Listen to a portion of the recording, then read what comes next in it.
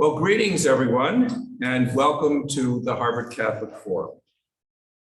I am Deacon Tim O'Donnell, Program Director here, and I'm delighted to welcome you to our lecture this evening, both those with us here in Harvard Square and our virtual audience on Zoom.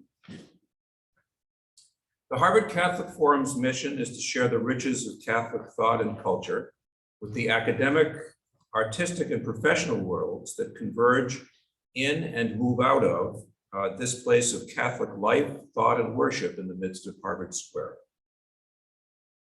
In addition to our lectures, we offer non-credit courses, master classes, and a recently announced summer seminar. Our programming continues to grow. Pick up a handy printed brochure on your way out about our coming events. And by all means, check out our website at harvardcatholicforum.org, where you can sign up for our newsletters, register for future events, and support our important mission by making a financial contribution.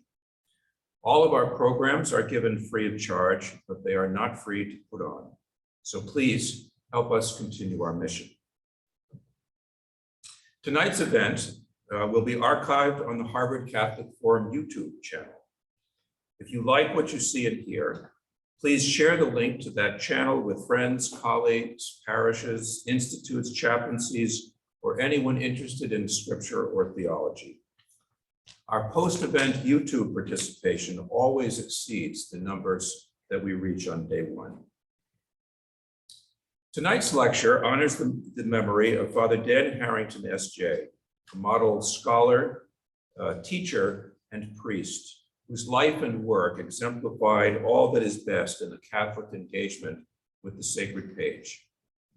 His publications ranged from highly technical work with texts and languages to scholarly articles and monographs, but also included books, magazine articles, and commentaries that with unmatched clarity plumbed the depths of the Bible for a general audience. After completing his PhD in Near Eastern languages at Harvard, Father Dan was a professor first at the Weston Jesuit School of Theology here in Cambridge, and then at its successor, the Boston College School of Theology and Ministry, where he profoundly influenced students from all over the world as a teacher and mentor, including myself and my wife. And finally this, so many of us knew Father Dan as a priest, a preacher, and a pastoral presence. In particular, every Sunday for nearly 20 years, he celebrated the noon Mass at St. Peter's in Cambridge, and then at 5 p.m. went over to the Mass at St. Agnes in Arlington, which he celebrated, and this is the parish where he grew up. Tonight, we are able to honor his memory by having as co-sponsors the Boston College School of Theology and Ministry, St. Peter's, Cambridge, and the Catholic parishes of Arlington. We also welcome Dan's brother Ed and his wife Marilyn, who are joining us on Zoom this evening. Other co-sponsors from around the country include the Lumen Christi Institute at the University of Chicago, the Collegium Institute at Penn, the Nova Forum at USC, the Abigail Adams Institute here in Cambridge, and a special welcome to you, the St. Benedict Institute at Hope College, and the St. Paul's Catholic University Center at the University of Wisconsin. After tonight's program, Zoom participants will receive a questionnaire by email. Those who are here in person can look on the brochure with future events, and take a picture with your phone. There will be the same survey there. We would very much appreciate it if everyone, both our virtual audience and those here, would fill out questionnaire and give us feedback. Before I introduce our speaker, let me give you a roadmap of tonight's event. The lecture will last 30 minutes or so, and then we will have an opportunity for some Q&A. Those of you who are here in person should have received a note card and pencil when you came in. If you have a question, please write it on the card. Shortly after 8 p.m., someone will come up the aisle and collect the cards and bring them to me. I will pass on as many questions as I can. Unfortunately, we are not set up technically to take questions from our virtual audience at the same time. The lecture this evening will refer to some texts printed on a handout that our in-person audience should have received on entering. If anyone is missing that handout, please put your hand up and someone will bring you one. Zoom registrants have a PDF download on registration, and you can also find it by going to the Harvard Catholic Forum website to our events. Our speaker tonight is John D. Levinson, List Professor of Jewish Studies at Harvard Divinity School. Professor Levinson is an internationally recognized authority on the interpretation of the Jewish Bible over the centuries, on philosophical and theological issues in biblical studies, and on the relationship of Judaism and Christianity, both in antiquity and in modern times. Among his numerous books and dozens of articles are The Love of God, Divine Gift, Human Gratitude, and Mutual Faithfulness in Judaism, Princeton University Press, 2016. He received his AB, MA, and PhD from Harvard and has taught here since 1988. His talk goes straight to the heart of biblical faith, the love of God. But there's a problem. Despite its central importance, this love proves hard for us to grasp in its fullness.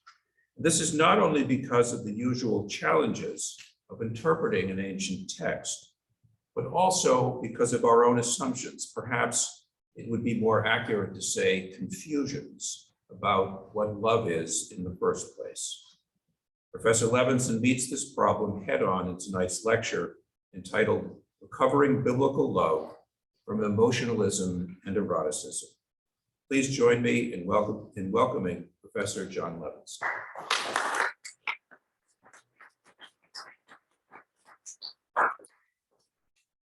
Thank you very much, Deacon. And I want to thank everyone else associated with the Harvard Catholic Forum who made it possible for me to speak here tonight.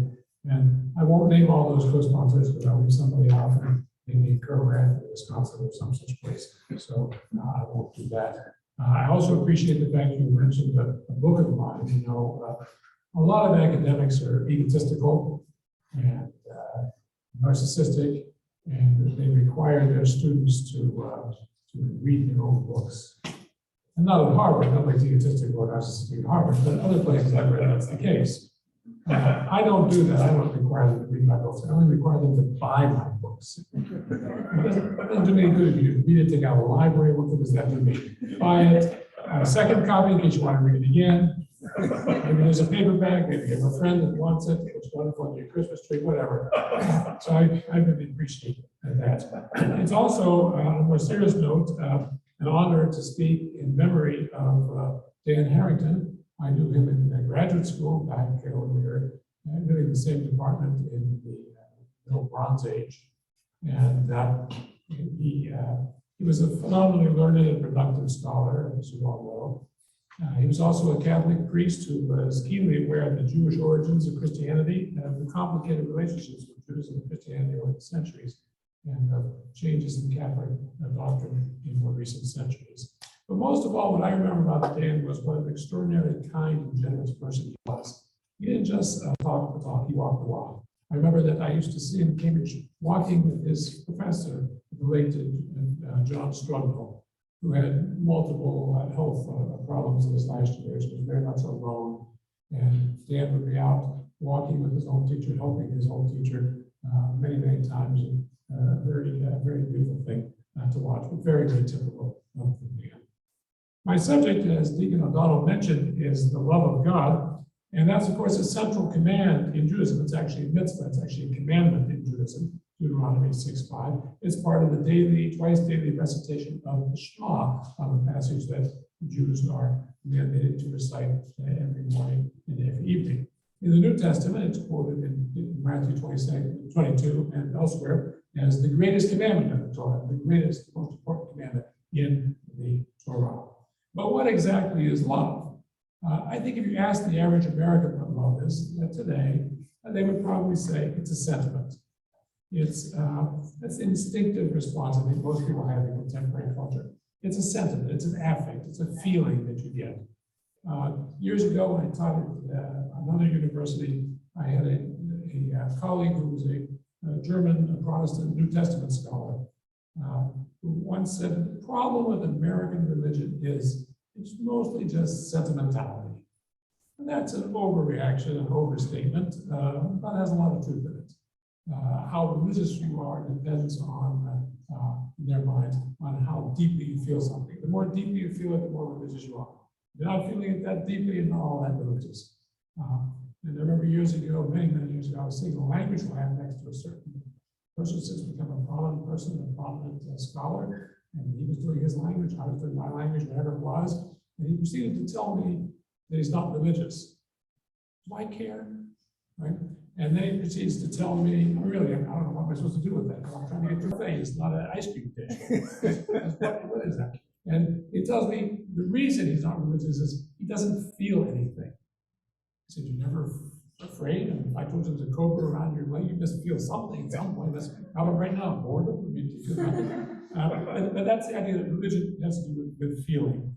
Of course, this renders religiousness, or the lack of religiousness, essentially incommunicable.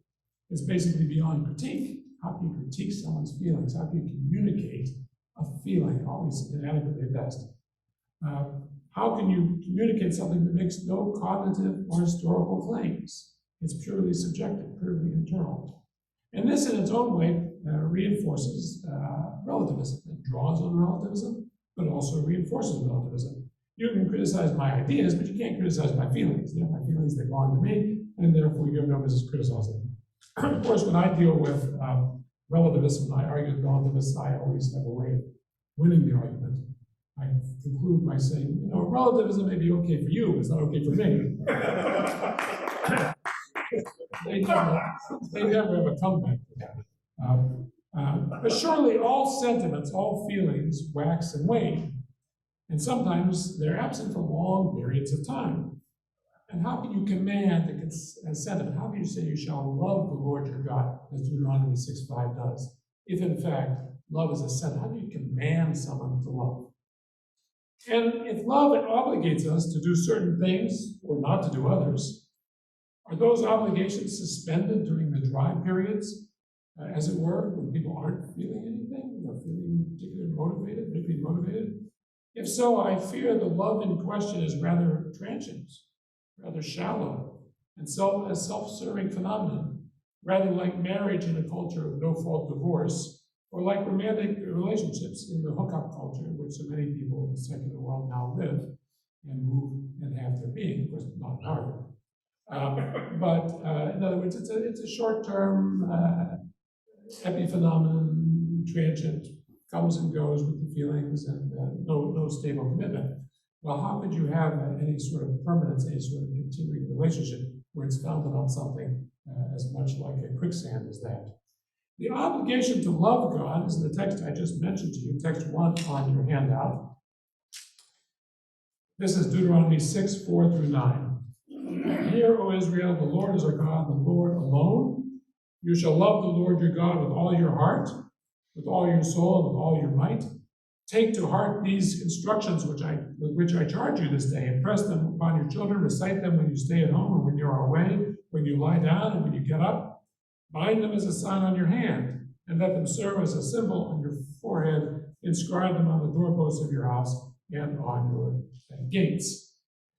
Now, you can see from this text that the first two verses really are continuous. The Lord is our God. The Lord's a proper name. It's not a general term. It's a proper name. It's the four-letter name of God, which in Jewish tradition is not to be pronounced. That's why you see the large and small caps in this translation. One of the few four-letter words I never said.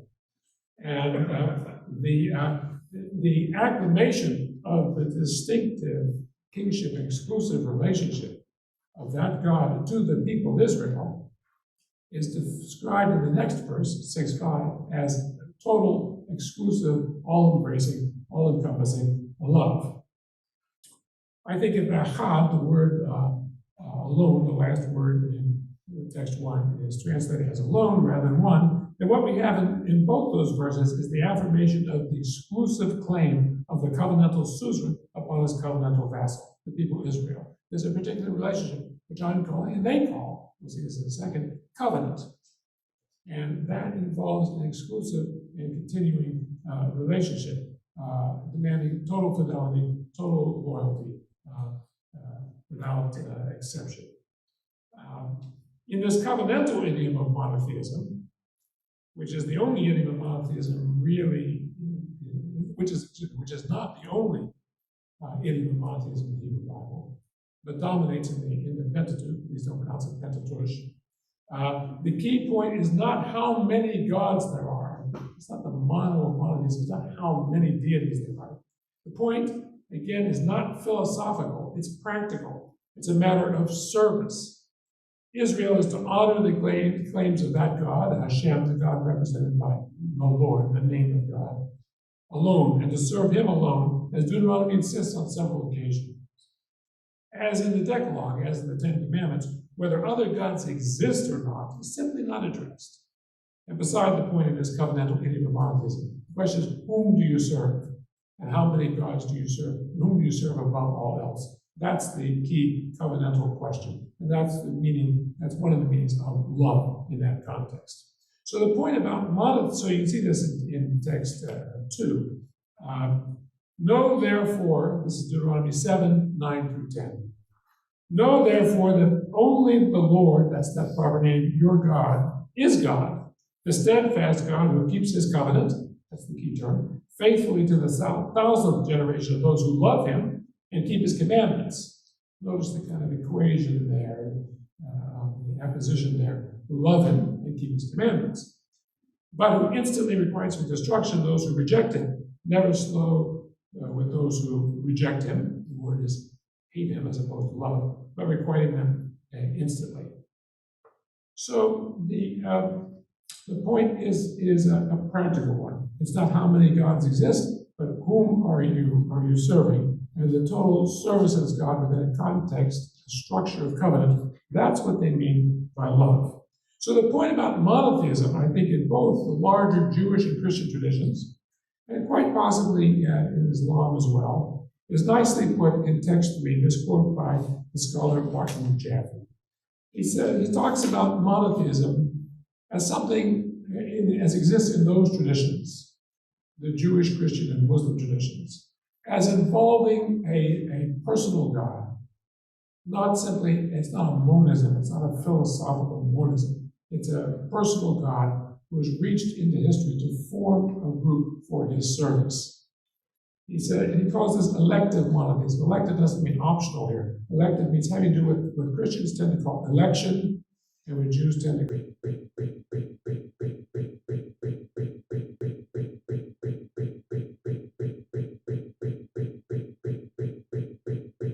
as I'm sure you will. But, I haven't looked at myself to see the exact numbers, so don't feel bad. But those of you with an advanced background in mathematics, show of hand, how many of you have an advanced background in mathematics? Nobody. So you just have to take this on faith from me, that Leviticus 19:19 follows Leviticus 19:18. Right? And Leviticus 19:18 is the verse that concludes with the famous V'ahavta l'reacha kamocha, you shall love the Lord, you shall love your neighbor as yourself. In other words, people who say, well, we only, some things make sense, things don't make sense. It's interesting that the ancient compiler of that law, they have a law that says, you shall, this is Leviticus 19:18, you shall not practice vengeance, you shall not hold a grudge, but you shall, against members of your people, interesting exclusion there, you shall love your neighbor as yourself, I am the Lord. The Lord commands that.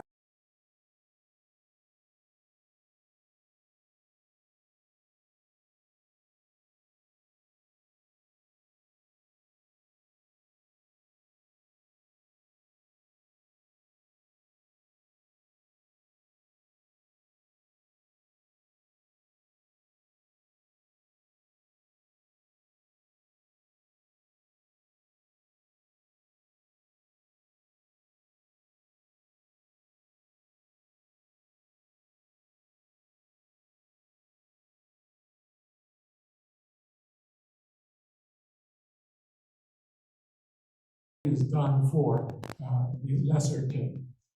He's done things for the lesser king does not deserve. And that in turn elicits gratitude. When someone has done something for you, you normally feel grateful. It's been said that gratitude is a moral affect. You feel gratitude, you feel indebtedness, you do something in return. Maybe all you do is say thank you, but you do something in return. There's some sort of obligation that is requires simply from having received an undeserved gift. That was observed. The text to illustrate this is text 4. Again, from Deuteronomy. This is the book that talks the most about. Deuteronomy 7, 6 to 8. For you, this is Moses speaking to the people of Israel. For you are a people consecrated, a holy people, to the Lord your God. Of all peoples on earth, the Lord your God chose you to be his treasured people, chose you to be his treasured people.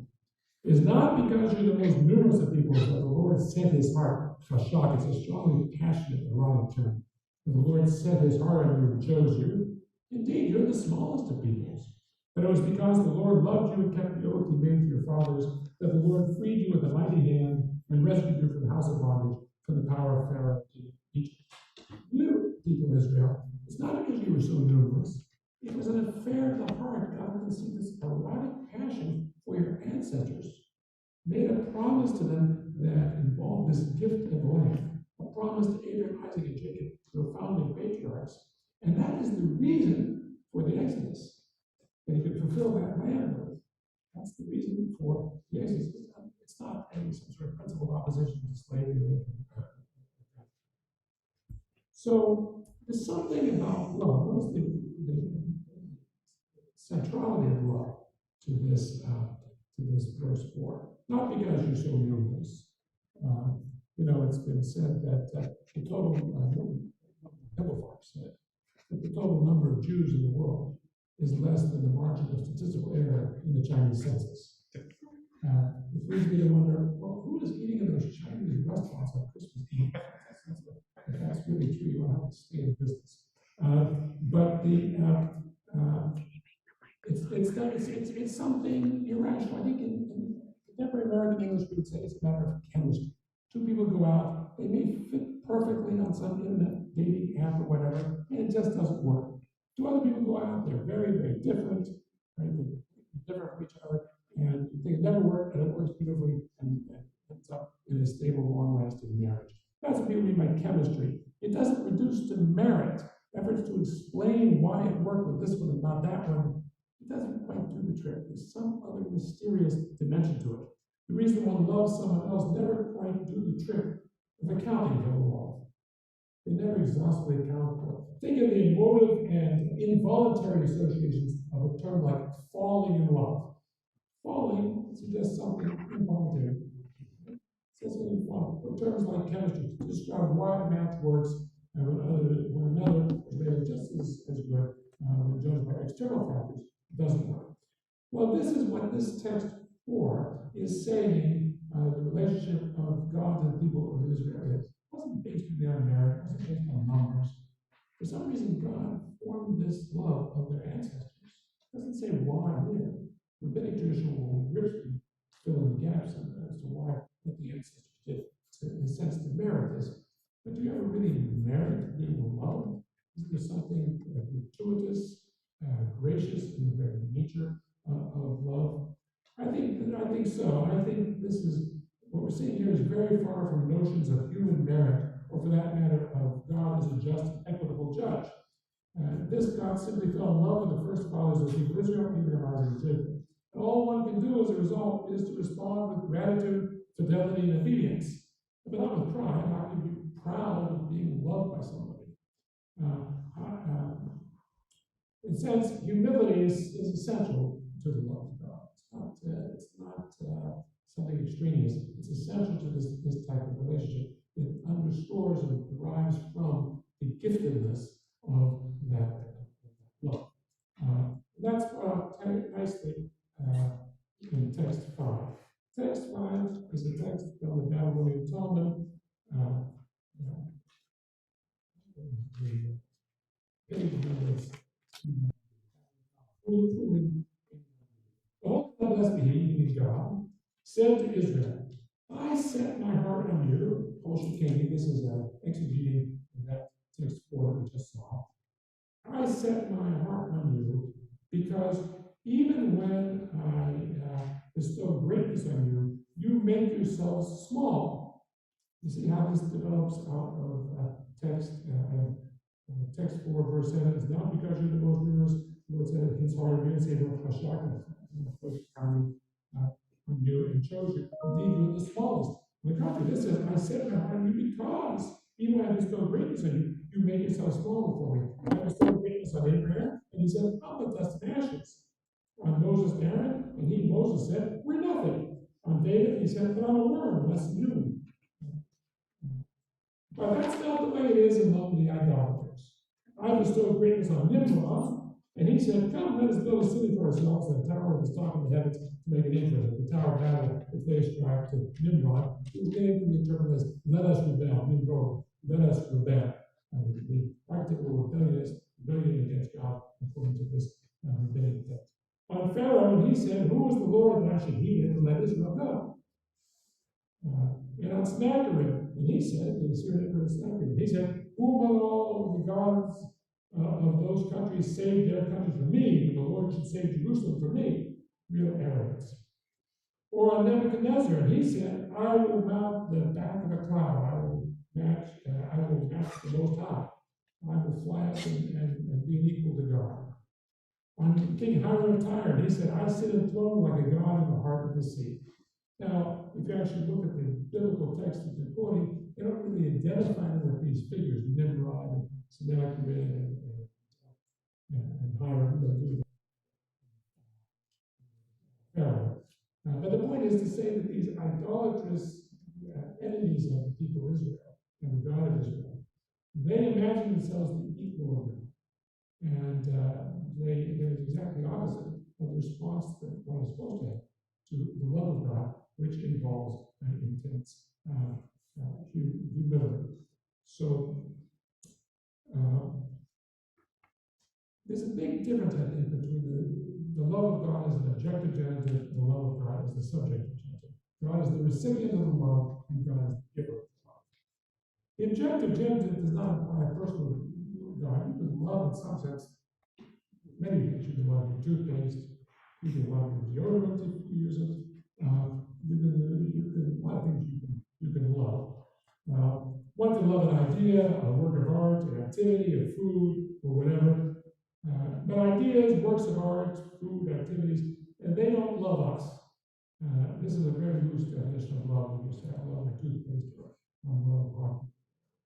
But a personal God, a God with personality, even only very distantly and imperfectly analogized to human personality, does love, loves as persons love, and will be thought to be backward by those who prefer a more philosophical or scientific model of being, a supreme being, a ground being, the force behind nature, or some such thing. The God of the Bible, for better or for worse, is intensely personal, forms intense personal relationships. And in the Bible, the subjective genitive, God as the lover, the one doing the loving,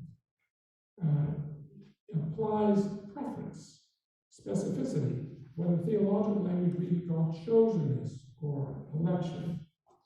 I don't like the word election in this sense because I think to many Christians, in many Christian denominations, election implies those who are elected implies those who are saved, as opposed to those who are damned. Those who are going to heaven as opposed to those who are going to hell. I would think that would be elect. Whereas this is quite the opposite. This is simply for irrational reasons or inexplicable reasons, both analogized to falling in love, those reasons of chemistry. God has chosen a specific group, selected that specific group. It's not some universal benevolence that we're talking about. As the covenant institution implies, it's like the love of one's kin. That's what we mean by preference. And inevitably particular, and not simply a diffuse and universal kind-heartedness. The example I give in class is like this. A college student comes home, they've been away, they go back to, I don't know, Kansas after a couple months at Harvard, and they go down, they get off the plane to Topeka or wherever, and their parents are waiting for them. I guess the parents are waiting. You get off the plane, the parents haven't seen them for 3 months. It's the longest they've been away. And they go to the parents see the parents run up and kiss them and hug them and are so happy. And then as the child is getting his or her bags, he or she notices that the parents are doing the same to each person who gets off. Everybody has a plan. They run up and they hug them and kiss them and say, I'm so happy you're happy to see you. Now I would say that's much more egalitarian. If the idea is to go by justice, in a sense of equality, that's a big advance. But you see, if it speaks to matters of relationship and personality and love, it's a big setback. It suggests there's a serious problem there. So inevitably, this type of love, where God is loving, does imply some element of preference that's picked up by words in English like chosenness and election. And then you have the dichotomy inevitably develops of the insider and the outsider. In the Bible, it's Israel and the church, Israel and the nations, Israel and the nations. In the Hebrew Bible and the rabbinic tradition. In the church, Christian tradition, it's the world versus the church and the world, not the same. The church is not to conform itself to the world. There's a difference between the church and the world, not the same thing. That doesn't mean there's something wrong with outsiders. It's not that the parents think there's something wrong with everybody else getting off the plane. They don't think everybody else getting off the plane necessarily is going to hell, but they're not necessarily doomed or immoral or even rejected by God, the outsiders. Just as other children getting off the plane are not rejected by the parent who hugs it. This is his or her own child. Hence the danger, you see, the term of election means promotion into a higher status in some sort of objective scale. So some people will see this, I think not totally wrongly, as anti-democratic. That parent who hugs everybody off the plane is much more democratic than this one. And there's a tendency in modern egalitarian circles to play down and be embarrassed by chosenness and election. And this often correlates, as far as I can see, with the tendency to play down family and other and unchosen commitments in general. A tendency to favor what I call pure contractarian concept of morality and commitment. We only have those obligations we've chosen to have. We only have those relationships we've chosen to have. But what if you find yourself in a relationship because something has happened to you? Something like falling in love, something like, for example, something all of us being born, for example. Raise your hand if you were born. I don't want to see who was born again. Well, did you deserve to be born? What have you done to merit that? You're born in certain circumstances. To survive mortality in the first year. Do you take credit for that? Did you have to be vaccinated in the womb? Probably not. Everybody is the recipient of certain goods that should elicit gratitude and a sense of obligation, which they didn't really bargain on. A pure contractarian kinds of morality, whatever use it has, I don't think it deals with the contingency of human life. So this love of God is a subjective reality, a subjective love of God as lover involves underscores the personalness of the relationship, which can seem, and the graciousness of the relationship, can seem in some ways is akin to arbitrariness. You really can't say why. It doesn't base itself purely on a calculus of merit. It's not something freely chosen. You find yourself in a relationship. You find yourself with certain parents you may not have chosen to have, but they're still your parents. And this is a rooting of morality and theology and familial relationships, very, very natural to the Hebrew Bible and Judaism. Finally, I'd like to say a word in favor of empty rituals. I'm constantly practicing. There is a very high ideal of the love of God that one sees, for example, very explicitly in medieval Judaism. If you look at text 6 from Maimonides' Mishnah Torah, Shuvah 10:3. You see a text by the great legal codifier in this case, a philosopher, a common leader, and physician, Maimonides, living in Egypt in the 12th century. And here's what he says in text 6. What then is the right love? What then is the right love? How do you love God? It's a love of God so great, surpassing and abounding and intense. The one is bound up with heart and soul, bound up heart and soul with the love of God, and thus ever enthralled by it. Like the lovesick, whose minds are never free of love for the woman by whom they are ceaselessly enthralled, whether sitting down or standing up, eating or drinking. Greater still should be the love of God in the hearts of his lovers. Ever enthralled, greater than that should be the love of God in the hearts of his lovers, ever enthralled by it, as we were charged with all your heart, with all your soul, and all your might. Deuteronomy 6:5 again. This is what Solomon means when speaking figuratively. He says, "For I am sick with love." Song of Songs 2:5. Indeed, the entire Song of Songs is a figure for this thing. A figure, an allegory, or whatever you want to call it. I think nothing's totally wrong. An allegory or a figure for the love of God. So Maimonides says it should be one's constant, animated, central passion, as if you were like a teenager, preteen, experiencing puppy love. You can't think about anybody except this person. That's what people are supposed to walk around doing, while functioning, as he did, as a philosopher, a legal codifier, a rabbi, a physician. Okay. That's the ideal. So why do I say I want to say something in favor of empty rituals? Well, let's go back to our first point. The love of God is more than a matter of affect. It's connected to action, to observing God's commandments. There is affective, subjective dimensions. Human beings are never without either affective or subjective or objective dimensions. And efforts to distinguish them rigidly are unrealistic, so not biblical. But the thing is, emotions are fleeting. Emotions are fleeting. They're insecure. They usually don't last long. Good or bad, they don't last long. Much more long-lasting than emotions are habits. Good habits are bad habits. Habits are much harder to break. Emotions come and go. Habits are much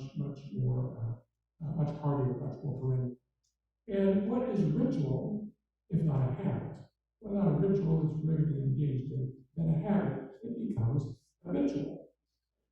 It seems to me that observing a ritual can rekindle that emotion that Maimonides speaks of. It can rekindle the intention even when it's disappeared, even during the dry periods, even the periods when the feeling is not there, when the affect has vanished or has quiesced to the point you don't even really feel it. Nonetheless, the ritual can reignite it. The ritual can bring it back. The ritual keeps the ideal in front of you, and by acting a certain way, you come to believe what you act. Actions can produce affects. It's not just affects produce actions. Actions can produce affects. Like the story is told about the two behavioral psychologists that passed each other. One said to the other, "Hi, how am I today?" The external action can generate the internal affect. The ritual, the action without the highest intention behind it, to remind us of what it should be doing. If the ritual only depends on the intention, only depends on what in Judaism we call kavanah, intention, direction, personal intention, it often will the action will be very, very fleeting, very insecure, very episodic. This is nicely indicated in text 7. This is from the Simple Kahana, which is work of rabbinic midrash, the work of rabbinic interpretation of biblical verses, probably 6th century commentaries, something like that. Although the figures they're talking about here are 3rd century Babylonian figures. Text 7. Rav Huna and Rabbi Jeremiah said, in the name of Rabbi Chia Bar, it is written, "They abandoned me and did not keep my Torah." Jeremiah 16:11. That's the verse we're going to exegete. They abandoned me and did not keep my Torah, not keep my law. If only they had kept my Torah. Would that they abandoned me and kept my Torah. An amazing statement to me. Would that they abandoned me, God, but kept my Torah. For if they had abandoned me and kept my Torah, the starter dough that is in it would have brought them back to me. The starter dough, the yeast, whatever you call that, would have brought them back, it would have had an effect. If you kept up the rituals, even as an empty ritual, the good change would have come back. But when you abandon the ritual, you stop saying it, stop doing it, you make it hard to do it, even harder to return to it. Rav Buddha said, study Torah, even if not for its own sake. Ideally, the Jew is supposed to study Torah for its own sake, Lishma, purely for its own sake, not because it gives you higher status or money or social connections. Study Torah, even if not for its own sake. From the very fact that you are studying it, but not for its own sake, and because you're involving yourself with it, you will turn back and do it for its own sake. I know that it always happens, but it often does happen. And so it's not just the motivations lead to actions. The relationship is actually bidirectional. Actions can lead to motivations, and in the case of the love of God, actions can keep the relationship in view, even when it seems distant and unrealistic.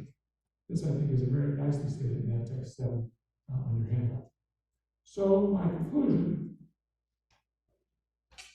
is this. This evening, we have only touched a bit on the theme, very interesting, of the love of God in the Hebrew Bible. But my lecture has gone into enough depth to show you that the love of God is both one of the most commonly misunderstood ideas, ideas that is often misunderstood in ancient medieval sources, and one of the most profound ideas at the same time. Very often misunderstood, identified with emotionalism, with eroticism, with some contemporary sort of thing, unconnected to law, unconnected to morality. But in fact, it's none of those things. One of the most misunderstood and one of the most profound. Perhaps you now have some sense of that profundity a bit better than you did when we began. Thank you very much.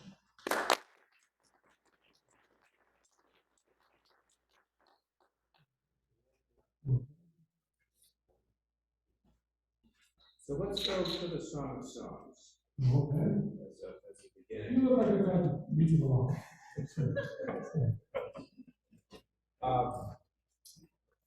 Maybe two questions. The first, really, you touched on the Song of Songs being an allegory, but not only an allegory, or really, could you develop that? Excellent question. The Song of Songs, at its plain sense level, looks like a couple of what I call over-eroticized teenagers longing for each other's bodies, full of sexual beautiful entendres, very, very beautiful poetry. Very, very beautiful poetry. But it's a set of love songs, and in the plain sense, that's what it seems like. Now, when you look a little deeper at it, you see a couple of interesting things. One is, we don't know who these singers are.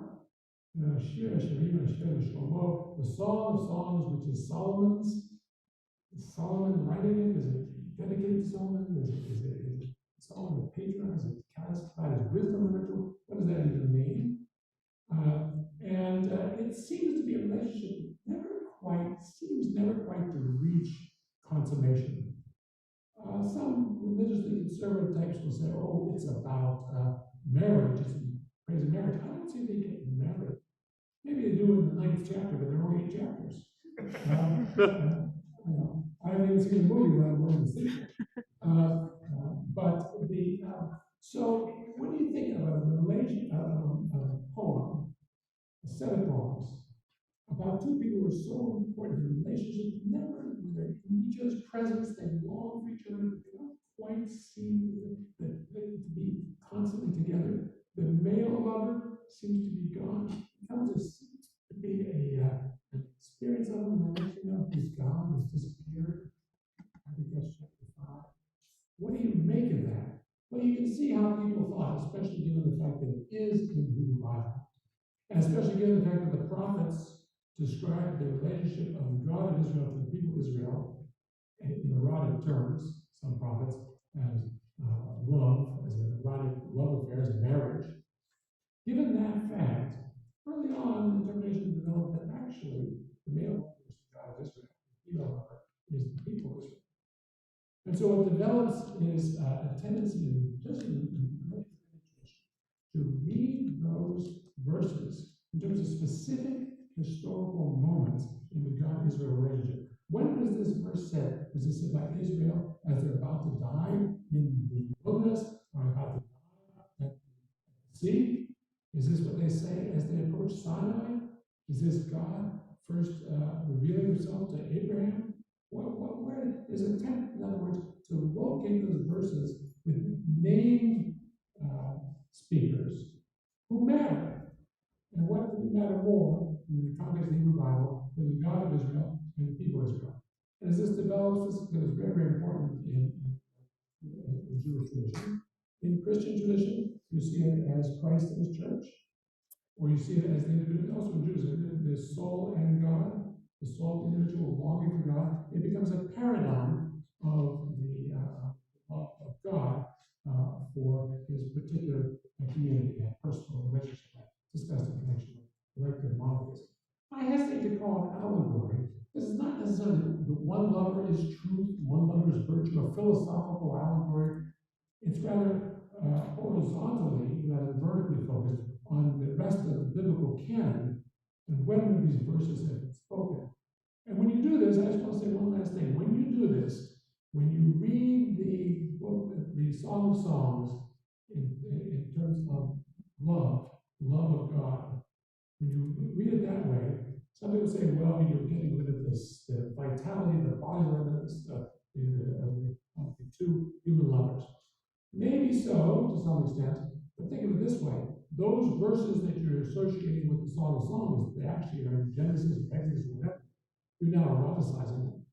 God's self-revelation to Abraham, or God rescuing Israel at the sea in Exodus 14 and 15. This is now motivated by love. And it doesn't say that in Genesis. It doesn't say that in Exodus.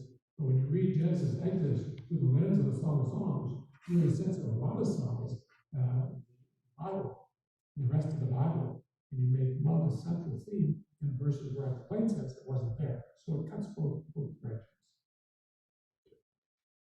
So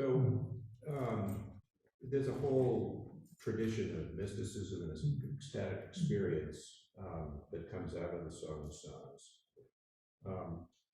So how does this very erotic book as the basis of that mix with your concern about avoiding emotionalism and eroticism? I don't necessarily argue for avoiding emotionalism and eroticism. I don't have emotions myself. But well, I did once have one.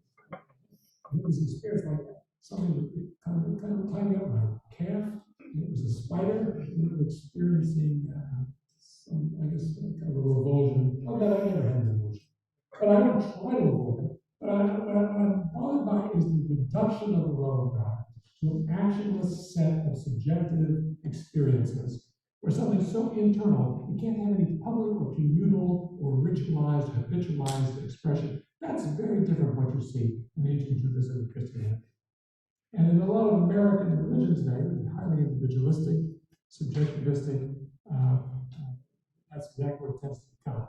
The religion is based on one's own personal life journey that's idiosyncratic and can't be communicated. So I'm not saying to avoid those things, they are wrong. I'm just saying that they infuse into kind of a unity in these texts, which is very hard for us with our modern categories to grasp. The image of parents greeting children coming off a plane is quite interesting. Isn't God the father of all mankind? So how could his love ever look like greeting some and not all the passengers without suggesting some of his creations are less meaningfully his children, less worthy of his most intimate attention? Now that's a very, very good question. Something I don't know that it implies less worthy of attention. It doesn't say mean they're less worthy. You have to think of this. If you're married, how do you relate to people you're not married to? There are a lot of them out there. You probably all the time walk past people you're not married to. Do you hate them? Do you think they're unworthy of attention? Do you think they're disgusting? Do you think they're nasty? There's a specific relationship here, which does in a sense, and in that sense I agree with the questioner, does in a sense offend a kind of modern egalitarian democratic ethic. we're all equally citizens, and therefore everybody should get the same attention. That's kind of a modern governmental ideal, modern Western liberal governmental ideal for the last 300 years or so. This is a model that does not deny the universal fatherhood of God from the family. So people are universally created with God, regardless of what group they belong to, whether Jews or Gentiles or Christians or non-Christians or Muslims or non-Muslims. But at the same time, there is that thing that Japanese call that unique community. There's that thing called the unique community. And that's that universalism, particularism tension that I talk. To be totally universalistic, you shouldn't have unique communities. You shouldn't say you're a Jew, you're a Christian, you shouldn't say that. You should say, I'm just a human being, just an all-purpose human being.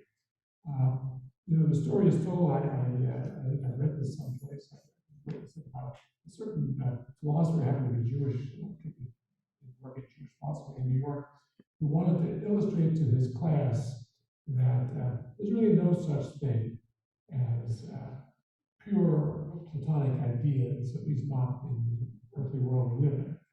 So he took them to a restaurant, and when the waiter and waitress came up and said, "What will you have?" He said, "Oh, we'll have soup." She says, "Well, we have tomato soup, we have matzo ball soup, we have onion soup, we have vegetable soup." He said, "No, I'll just have soup." He said, "Well, we have chicken soup, we have rice soup." No, just soup, right? Now, to a certain extent, the person who's nobody's child doesn't exist. Every people have particularistic identities. The question is, what's the relationship between the universal identity and the particularistic identity? In the book of Genesis, this is described as universal humanity, created in the B'Tselem Elohim, in the image of God. Genesis 1:26-28. Everybody, before there's any national differentiation, everybody's created in the image of God.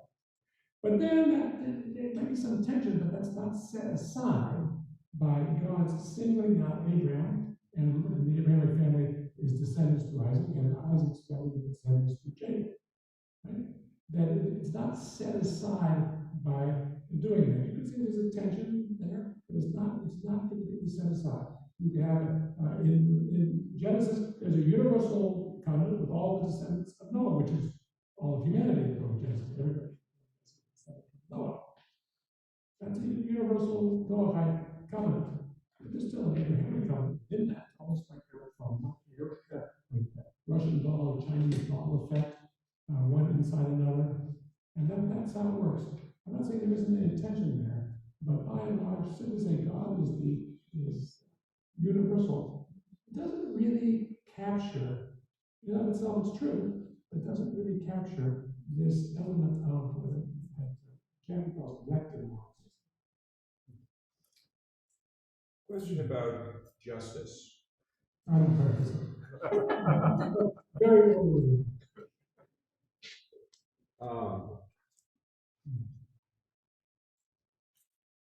So God, a loving God makes commandments, commands.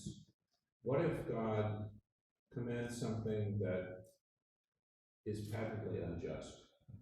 That's a big problem.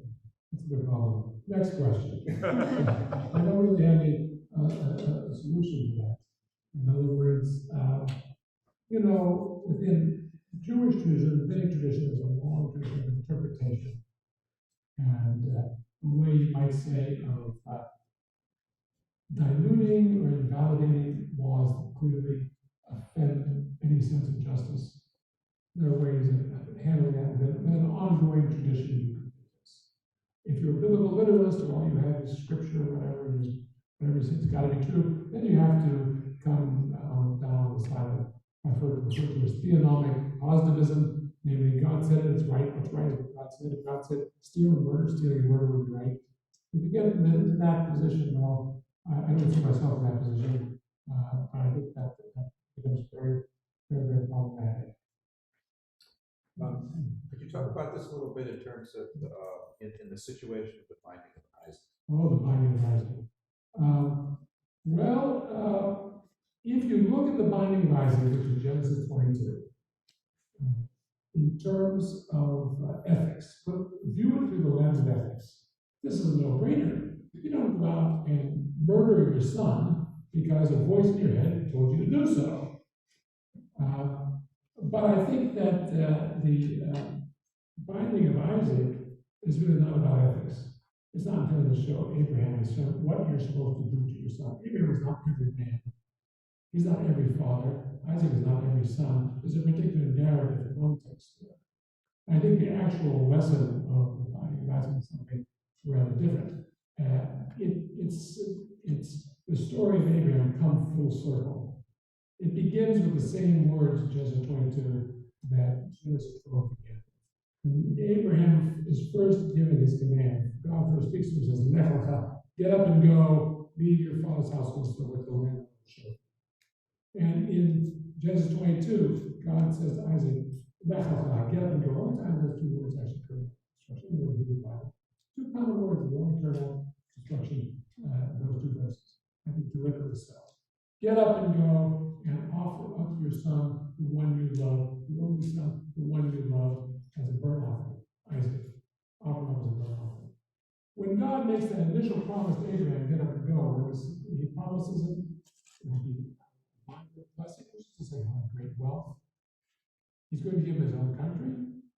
He's going to give him numerous progeny. He's going to make him into a great nation. Not bad if God suggests that to me. I get to go. That sounds like a good deal to me. Win-win. I like that. Money, wealth, what's to lose? By the time you get to Genesis 22, though, the same words and very much the same structure is used to describe the opposite. Abraham has to give up what's most precious to him. The son on whom he has bet, so to speak, his entire life. The son of the promise for whom he's waited all this time. The son who was a very, very center of his life. One of the medieval commentators, David Timothy in 13th century Provence, says that Abraham would rather God have commanded him to kill himself than kill Isaac. He's got to offer him up, and I think we have to appreciate this, sacrificially. It's not a question of murdering him or killing him. That's not the point. The point is offering up this son, the son of the promise, back to the God who promised him. Will you do that? Will you act when it's not out for this, not a question of self-interest? In other words, are you just a Pavlovian dog who does the right thing because it pays off? Does the name Pavlov ring any bells? Are you a Pavlovian dog who's just training, whatever they call it, operant conditioning? I don't know what they call it. Whatever I call operant conditioning. Some psychologists always tell me, oh, it's classical conditioning. I say classical conditioning, and say, no, it's not. You get the point. It's conditioning. Or is it genuine righteousness, which means the willingness to engage in acts of renunciation and to act sacrificially? And that's why God is able to call off the sacrifice of Isaac, because he isn't sacrificed, precisely because, as it says, now I know that you fear me, now that you obey me. Now I know you're doing it out of obedience to God, not out of self-interest or some other such calculation. I really think that's what the binding of Isaac is all about. People who put it into the context like a Sunday school lesson, what's supposed to do with Abraham? Oh, am I supposed to pass off his wife as his sister? You know, and I come from West Virginia, I don't see the problem. But in other words, I don't think that's what the text is about. I don't think that abstracts the story of Abraham from the narrative framework, and also it overly moralizes the text. I don't think it's really about morality. Well, thank you very much. Thank you.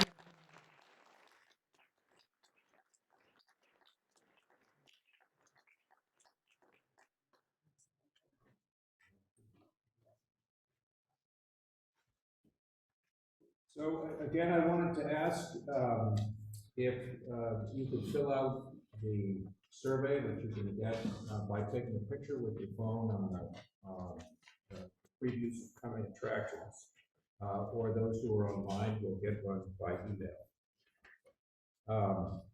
The Harvard Catholic Forum's events continue on Thursday, April 21st, with another lecture in our Faith and Work series. Professor Mary Hirschfeld of Villanova speaks on work in the future, economic realities and insights from Catholic thought.